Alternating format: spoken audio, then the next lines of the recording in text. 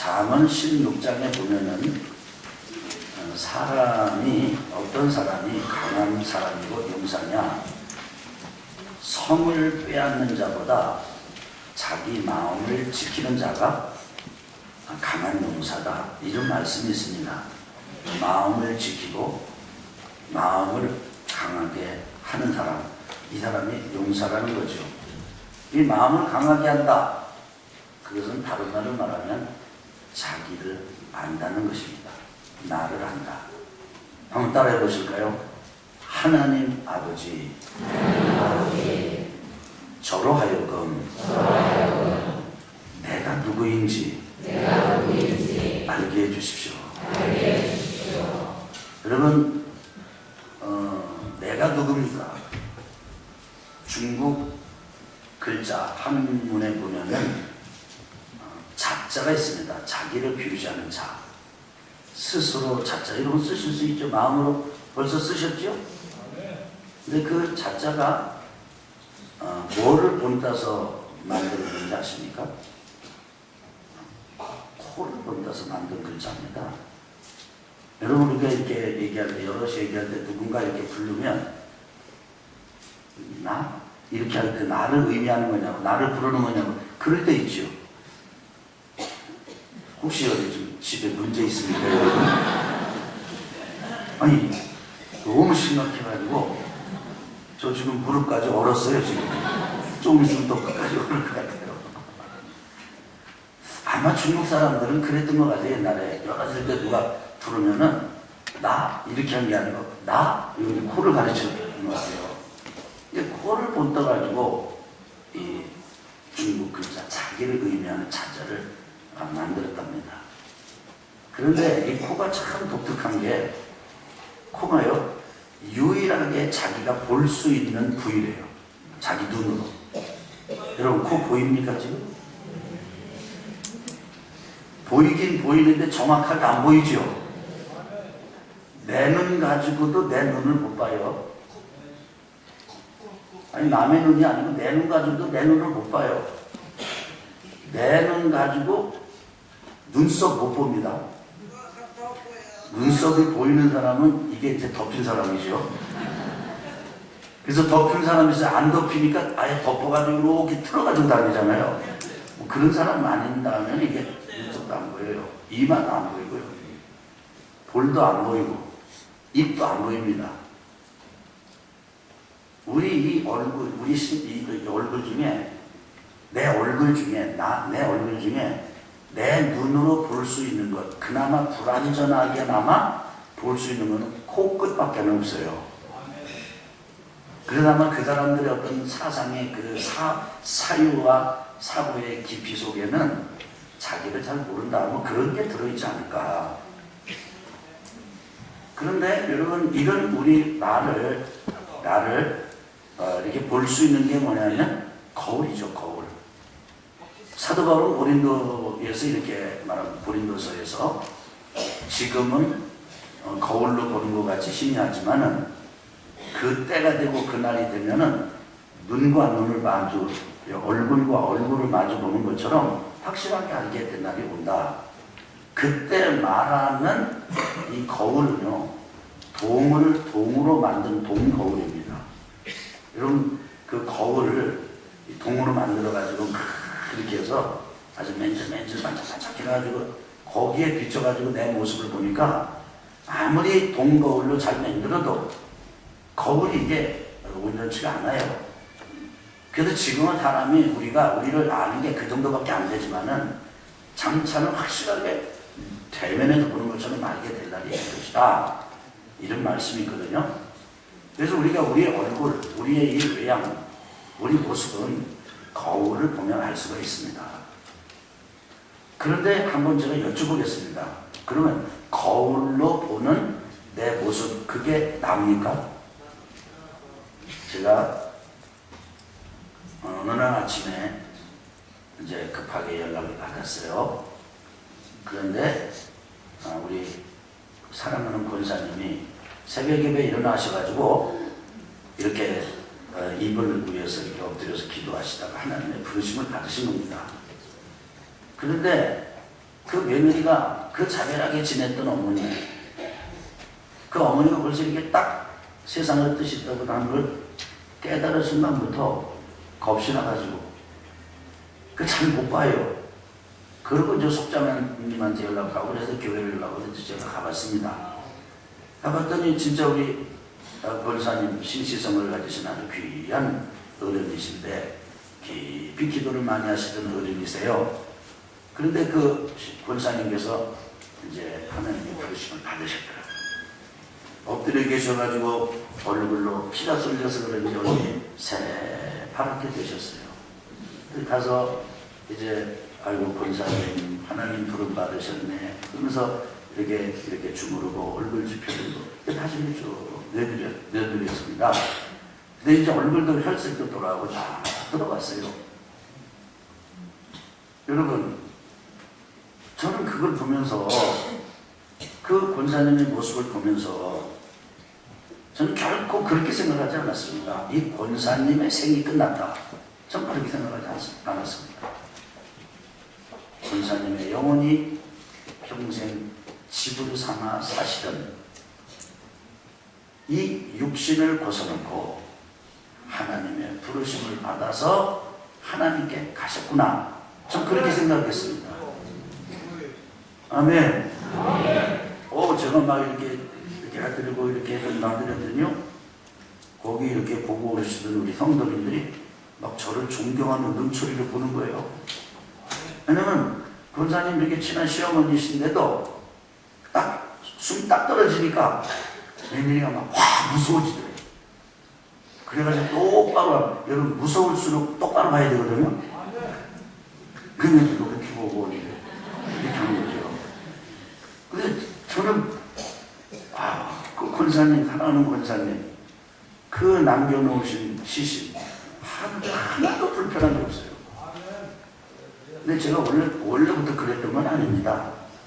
처음에 제가 이렇게 할 때는요, 저들은 얼마나 무서운지, 더군다나 으스름 달밤에 가가지고, 그러면요, 제가 군대에서 경험했습니다. 그 시신을 이렇게 좀 할 때, 어디서 막 딱딱딱딱딱 소리가 나는 거예요. 그냥 딴 사람이 그러려 그랬더니 내 입에서 나는 소리 겁이 나가지고 이게 그 모를 때 그냥 사람은 사는 이 껍데기가 이게 다인 줄 알고 이게 죽으면 사람이 죽고 그냥 이럴 때는 그랬는데 제가 하나님 은혜를 받고 하나님의 그 진리를 알고 다 인생을 하나님의 은혜로 보니까 거울로 보는 그 나가 아니더라요. 그건 집이야, 집 껍데기. 여러분 우리 성교기지가 어디 있는지 아십니까? 반응을 하는 사람이 복이 있습니다. 얘들 이제부터 나는 부동자세다 이렇게 하고 있는 것보다는 그럼 어디 있는지 안다고 한다고 이럴 필요가 있잖아요. 아주 온천 장례문화원을 가다 보면은 우리 성교기지가 있습니다. 가다 보면 그 성교기지 바로 못 미쳐서 왼쪽으로 주차장이 있죠. 폐차장이 있어요. 폐차장에 차가 많습니다. 막 티코가 그랜저 올라타고 있고 그랜저 올라타고 있어요. 폐차장. 거기를 아무리 들여다봐도 무너진 차 못 쓰게 된 차 안에 운전사가 있어요, 없어요? 없어요. 운전사는 대가를 지불하고 차를 사서 평생 쓰다가 그 차 평생 쓰다가 차가 더 이상 수리하기 뭐하고 더 이상 해서 쓰기가 괜찮으면은 갖다 버리는 거예요. 버릴 때 운전사가 그 주인이 내가 10년 탄 차 이거는 나의 분신이야. 내가 너고 네가 나야. 나는 너와 함께 운명을 같이 할 거야. 그럼 거기 지금 앉아있지 않아요. 끼없이 내던집니다. 여러분 지금은 흔하게 부르는 찬송이 아닌데 옛날에 제가 이렇게 흔하게 부르던 아주 즐겨 부르던 찬송이 있습니다. 인생이란 주님께서 부르시는 날까지 찢어지면 기워 있고 그날 사는 것. 아멘 아멘. 주 예수여. 그런 찬송이 있었어요. 그러면 그 복음성가를 부르면 진짜 인생이 보이는 것 같아. 그 복음성가를 쓰신 분은 인생에 참 뭔지 아셨던 것 같아요. 그래요. 여러분과 저는 육신을 집삼아서 육신이 부서지고 육신이 고장나고 육신이 문제가 생기면 부분적으로 수리도 하고 전체적으로 보링도 하고 이렇게 해가지고 육신을 태매고 꼬매고 고쳐서 쓰다가 못 들 때가 되면 하나님이 그걸 아시고 하나님 여러분과 저를 부르십니다. 그럼 우리의 영혼이 육체로부터 다 분리돼서 하나님께 가는 거예요. 근데 육신을 그냥 남겨놓는 거예요. 그 권사님 새벽에 돌아가셔서 가서 보니까 그 전날, 그 전에 보던 권사님이나 지금 권사님이나 겉을 볼 때 똑같아. 근데 한 가지 차이가 영혼이 딱 떠나고 나니까. 영혼이 우리가 이렇게 있을 때는 별 문제가 없는데 영혼이 딱 떠나고 나니까 그때부터 흙으로 돌아가는 거예요. 그때부터 이제 부부가 일어나. 여러분 그건 눈 감고 코 감고 할 거 없습니다. 이게 여러분 우리나라는 지금 그래도 보편적으로 됐지만은 여러분 그 매장을 하면은 대접을 하는 거라고 생각하고 화장을 하면은 아주 안 좋게 생각하는 데가 있었어요. 지금도 가끔 그러는 분을 만납니다. 근데 사람 따라 이게 세월 따라 나라 따라 다릅니다. 옛날에는 어느 나라에서는 화장을 최고로 귀하게 여기고 매장을 아주 안 좋게 생각했어요. 왜냐하면 사람이 썩는다, 냄새나고 썩고 이런 흙으로 들어가 버린다, 밟힌다, 그거에 대해서 아주 불편하게 생각했던 거예요.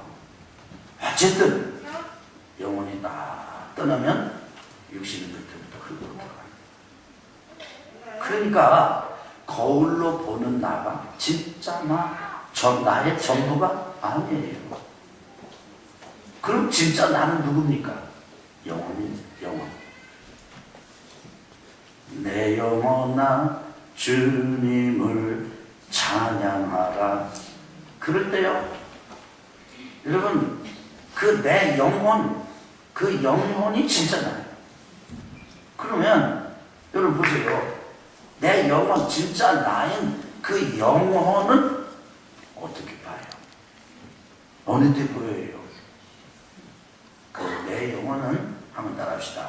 하나님의 말씀의 거울을 통해서 볼 때 보인다. 아멘. 여러분, 사람의 영혼이 딱 떠나면 흙으로 돌아간다. 그 얘기 누구 얘기인지 아십니까? 하나님의 만드신 법칙이에요. 우상을 만들고 우상을 섬기는 사람들은 이 하나님의 법칙을 거스르려고 합니다. 여러분, 그건 어리석은 일이에요. 그래서 영혼이 떠난 육신이 흙으로 돌아가는 것도 하나님이 정하신 법. 그래서 육신은 돌아가더라도 영혼은 하나님께로 가도록 만드신 법도 하나님이 만드신 법. 그래서 사람이 그 영혼을 회복할 수 있도록 영혼의 생명, 영원한 생명, 하나님이 주시는 그 영생의 은혜를 누리도록 정하신 분도 하나님이신데, 그것은 세상을 보거나 다른 데 봐서 알 수 있는 게 아니라 하나님의 말씀인 성경을 내 영혼의 거울로 삼아서 그 하나님의 말씀을 붙들고 나를 지으신 하나님 앞에 어느 장소에서 아무런 방해도 받지 않도록 시간을 정하고 그 말씀을 깊이 생각하면서 그 말씀을 통해서 내 영혼의 반응이 일어나는 것을 살펴보면서 그 말씀을 통해서 말씀하시는 하나님의 아버지의 마음을 깨닫고 그 아버지의 마음을 받아서 살아가려고 몸부림치고 애쓰는 이런 영적인 씨름을 통해서만이 영혼의 거울인 하나님의 말씀을 통해서 내 영혼을 발견하고 내 영혼이 성장하는 은혜가 있다라는 사실을 여러분 꼭 기억하시기를 주 이름으로 축원합니다. 지난 5주 동안 오늘까지 포함해서 한번 따라하실까요? 묵상, 성경, 묵상하는데 성경을 상고해야 된다. 우리는 성경 하나님의 말씀을 묵상하는 거지 가부좌를 들고 생각을 비우고 그냥 공하면서 있는 게 묵상이 아니다. 우리 하나님의 백성들의 묵상은 장소를 구별하고 시간을 구별하고 그래서 그 시간에 하나님 앞에 머물면서 하나님의 말씀인 성경을 내가 먹는 거다. 할렐루야. 그 얘기했고요. 그런데 우리 이스라엘 역사를 보니까 그렇게 해가지고 성공적이고 승리하는 삶을 살았던 사람들이 있었더라는 거예요. 첫째가 따라합시다. 요시야처럼. 요시야는 어린 나이에 왕이 됐는데 그 유다 왕국의 마지막 메리방트라는 그런 역사의 흐름 속에서도 하나님의 말씀을 듣고 하나님의 말씀을 묵상했더니 유다 왕국의 마지막 때 부흥을 일으키는 멋진 왕이 됐다. 그러니까 왕도 하나님의 말씀을 영혼의 거울로 삼을 때 진짜 멋진 왕이 되고. 아멘. 그래. 우리 아멘 해보실래요?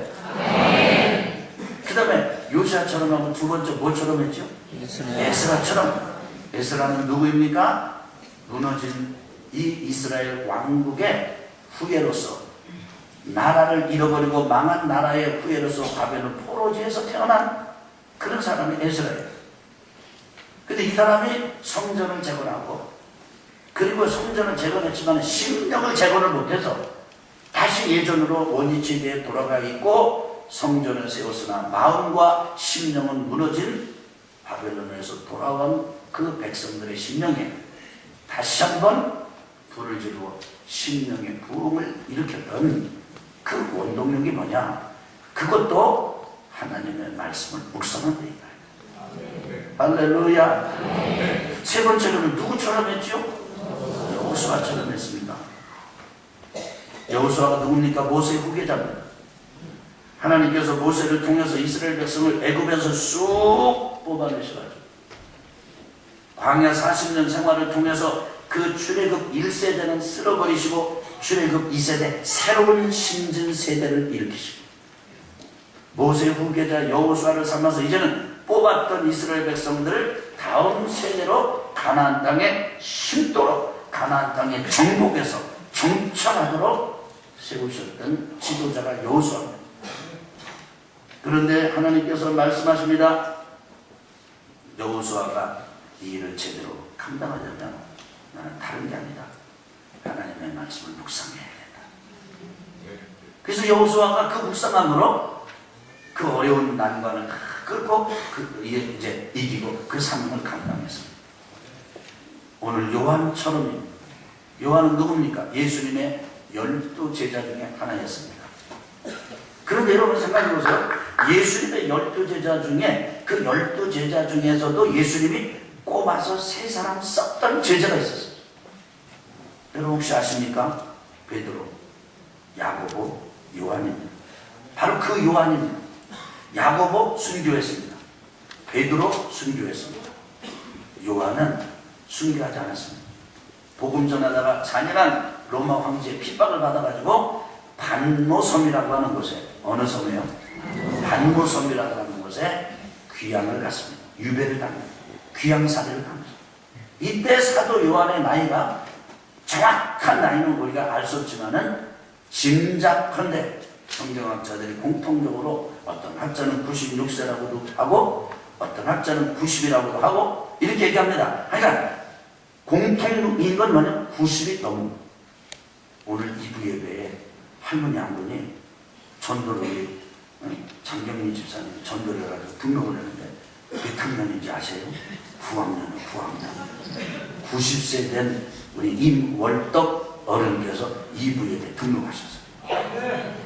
90이 되셨는데 요 앞에 걸어 나오시는 분이가 아주 작달 막 하는데 아이고 또랑또랑 걸어서 아주. 그런데 이 오른쪽이 좀 편찮으시다 그래가지고 기도받으러 나오셨어요. 90년 써먹었는데도 그 정도면 대단하게 성능이 좋은 거죠. 여러분 쇠가 남아나겠습니까? 뭐가 남아나겠습니까? 여러분 보세요. 시골에 가면요 옛날에 쟁기 아세요? 쟁기? 모르시는 분도 계신 것 같아요. 여러분 쟁기만 있는 게 아니라 국증이라고 있습니다. 국증이. 국증이는 쟁기 사촌이에요. 근데 국증이 요 쇠로 만든 건데요. 날이 원래 이만한 큰 날이거든요. 근데 소에 매워가지고 이거 쟁기 쓰고 국증이 쓰다 보면 쇠도 점점 줄어들어. 이 날이 나중에는 국증이 쟁기 날이 요만해요. 아니 몇십 년이 아니고요. 그냥 몇 년 소 가지고 이거 쓰다 보면 쇠도 달아 쇠도. 그런데 90년 썼는데 여전히 움직이고 이러면 이거 성능 대단한 거 아니에요? 그 어른이 기도하는 얼마나 내 마음이 감사한지. 여러분 하나님 아버지 영접하는 기도하도록 안내하고 기도해 드렸습니다. 요한이 우리 그 어르신처럼 좀 건강하셨던 것 같아요. 그런데 한결같이 9학년은 또 9학년이에요. 밤무성 동굴에 이 사도 요한이 거기에 갇혀 있을 때 하나님께서 말씀을 주셨어요. 앞으로 될 일을 보여주셨습니다. 그래서 예수 그리스도의 계시를 받았습니다. 핍박이 지금 폭풍처럼 큰 태풍처럼 교회를 휩쓸고 세상을 휩쓸고 있을 때 받은 말씀을 가지고 사도 요한이 초대교회 성도들에게 이렇게 말씀하시는 겁니다. 따라합시다. 읽는 자와 듣는 자와 지키는 자가 복이 있다. 아멘. 뭐가 있다고요? 복이 있다. 이 예언의 말씀, 하나님의 말씀 협의적으로 표현한다면 요한계시록이고 광의적으로 적용한다면 우리 전체 66권의 하나님의 말씀을 뭐를요? 하나님의 말씀을 다시 뭐를요? 하나님의 말씀을 첫째 뭐하는 자가, 두 번째가 뭐하는 자가, 세 번째는 뭐하는 자가 복이 있다. 아멘. 그럼 누가 복인이냐? 한자로 표현하면 복인이잖아요. 복 있는 사람이. 누가 복인이냐? 누가 복인이냐면 하나님의 말씀을 읽는 자. 이걸 제가 다른 표현을 해보겠습니다. 제가 첫 번에 말씀드린 것처럼 우리 영혼의 거울이 하나님의 말씀을 읽는 자가 복이 있고 듣는 자가 복이 있고 지키는 자가 복이 있다. 그러면서 요한은요 한 가지 사실을 더 첨가합니다. 따라합시다. 때가 다시 한번요. 때가 가까움이라. 요건요 앞에 요렇게 붙여서 이해를 하셔야 돼요. 왜 하나님의 말씀, 예언의 말씀을 읽는 자, 듣는 자, 지키는 자가 복이 있느냐 하면, 왜냐하면, 따라합시다. 왜냐하면 때가 가까우니라. 여러분 인류 역사의 종말할 때가 가깝든 예수님의 재림이 가깝든 그 한 사람 한 사람의 개인의 종말이 가깝든 이 땅에 살 날이 얼마 남아있지 않은 때가 되면 될수록 누가 복이 있느냐? 황제가 복이 있는 게 아니고 왕이 복이 있는 게 아니고 재산을 많이 가진 사람이 복이 있는 게 아니고 다른 사람이 복이 있는 것이 아니라 하나님의 말씀을 읽는 자, 듣는 자, 지키는 자가 복이 있다. 아멘. 제 얘기를 조금 여러분 좀 저희 어머님이 9학년 일반이세요. 얼마 전에 좀 집에 좀 오고 싶다고 해서 저희 아내와 함께 어머님을 모시고 저희 집에 모셔왔습니다. 밤에 이제 어머니하고 자는데 이제 밤에 이제 자다가 그냥 어머니 옆에 자고 싶더라고요. 제 심령에 개심이 일어났나 이 마음에. 가지고 처음에는 어머니 계신데 저는 침대에 그냥 가만히 앉아서 어머니를 지켜봤어요. 조금 있다가 어머니 옆에 누워서 그 마음에 어머니 쪽으로 이렇게 흘러가더라고요. 흘러가는 대로 그 제 손을 펼쳐서 어머니 손을 어머니 얼굴도 만졌어. 어머니 가슴 팍도 아무것도 없어. 제가 어머니 이렇게 만져서 어머니 주무세요? 아니요, 아까 깼어.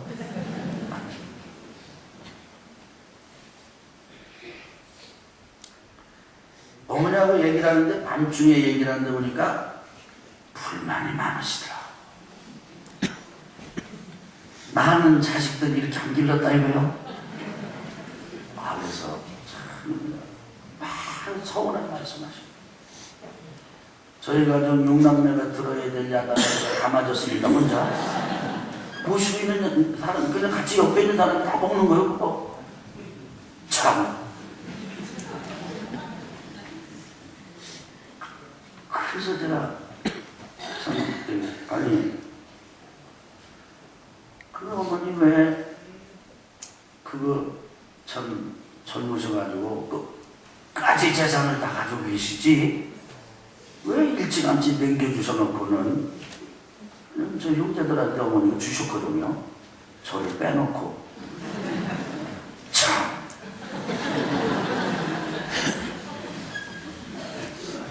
생각해보세요. 완전 책가부터 그래. 다 그 아버님 어머님 해가지고 어렵게 일군 그 땅 그거 아들한테 줬어. 그럼 어머니가 지금 그 정도 됐으면 그 양반들이 힘을 내서 그걸 없으면 그걸 팔기라도 해가지고 해야 될 거 아니야? 참. 그런데 마음과 뜻대로 안 돼요.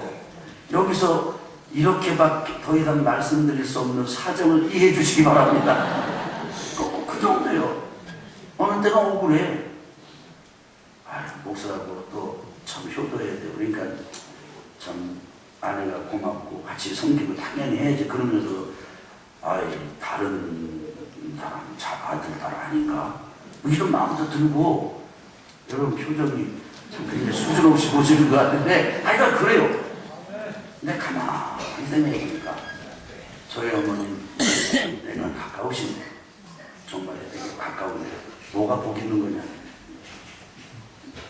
해가지고 자식들한테 이 아들 이만큼 떼어주고 저 아들 저만큼 떼어주고 나 이만큼 했다. 그게 복 있는 거예요?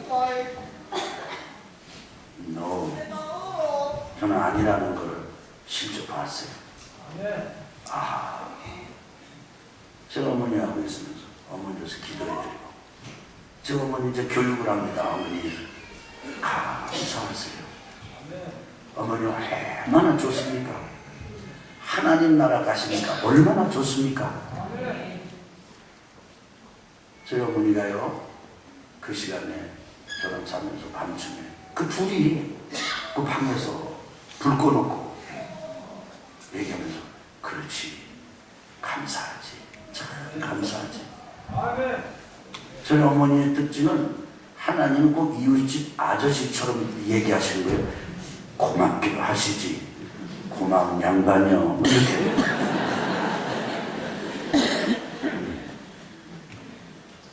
그러니까 조금 전에 원망 불평 이런 게 또 없고 마음이 싹 돌아서 가지고 바뀐 거예요. 나 그때 깨달았어요. 때가 가까우면 가까울수록 다른 게 복이 아니로구나. 그 시간 내 인생의 마지막 중국의 시간이 와도 우리 주님, 우리 아버지 그 하나님의 말씀이 우리 속에 있고 그 말씀을 따라서 중심을 지키면서 살아가는 게 이게 진짜 복이로구나. 아멘. 그래서 오늘도 저는 여러분하고 하나님의 말씀을 묵상하자고 이렇게 말씀을 드리는 것입니다. 여러분과 저의 영혼이 하나님의 말씀, 영혼의 거울인 하나님의 말씀에 비춰가지고 보일 때까지 승리하시기를 주의 이름으로 축원합니다. 최고의 복입니다. 드리고 싶은 말씀은 많은데 벌써 또 20분이 다 돼가지고 여기서 좀 접겠습니다. 하나님 여러분 기억하십시오. 최고의 복이 뭐냐? 하나님의 말씀을 읽고 듣고 지키는 것입니다.